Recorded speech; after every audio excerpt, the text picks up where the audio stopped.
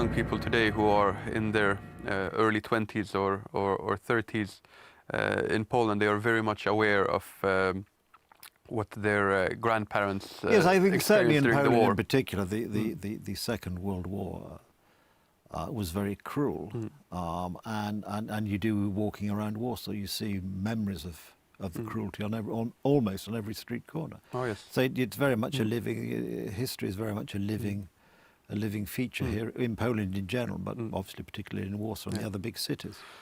Also, another interesting thing about the Polish war experience, which separates it from the British one, is that when the British soldiers returned to Great Britain after the war, they returned to a free country Yes, in which they could process what they had experienced.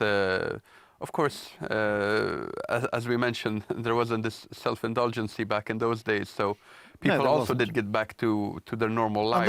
And there were some new things in the United Kingdom case. Of course, there was which was new at the time, just after the war, the National Health Service. So for the first time, the vast majority of the population could expect free medical treatment, and also some more advanced social security if things didn't go very well. Yes. It's quite interesting. You read some of the books at the time, and in 1947, 48, I think it was, the Treasury in 1948 was already worried the National Health Service was going to bankrupt the nation.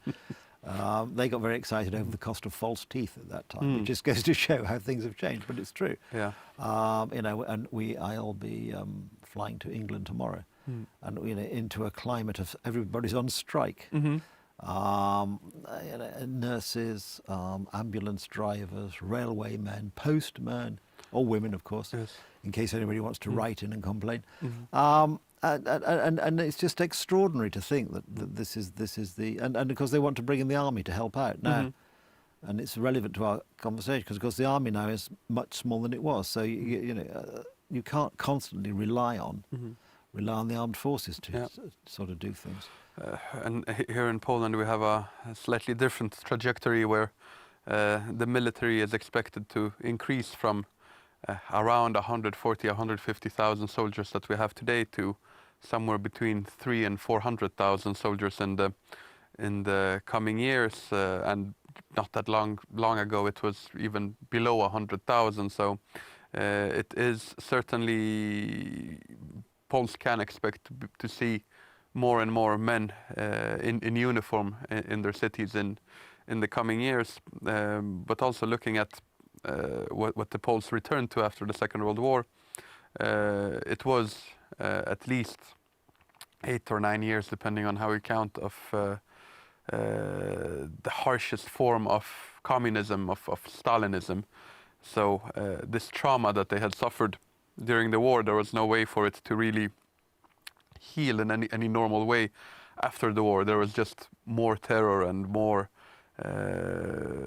state terror, really. So and then even after Stalinism, there were many things such as the Katyn massacre, for example, the massacre on more than 20,000 Polish military and police officers by the Soviet Union.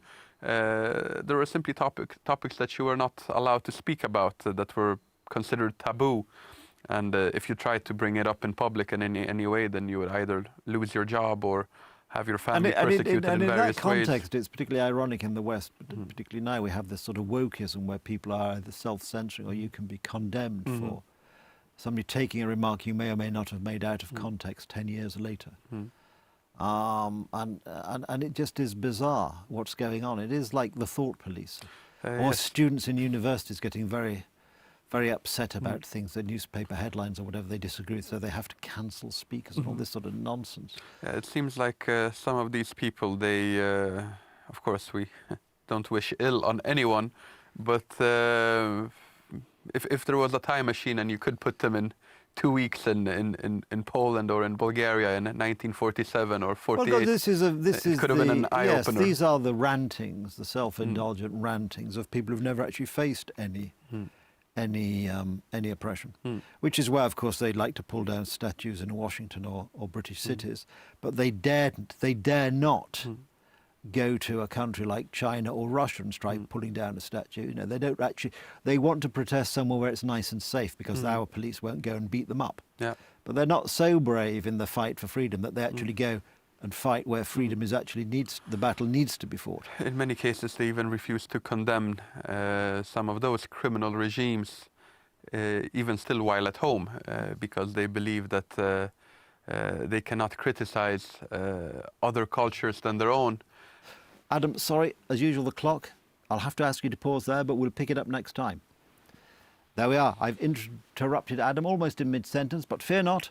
We'll pick it up next time on Poland Daily History, and when we hope you'll be with us to continue our discussion on the military in Polish and British history. Thank you for watching.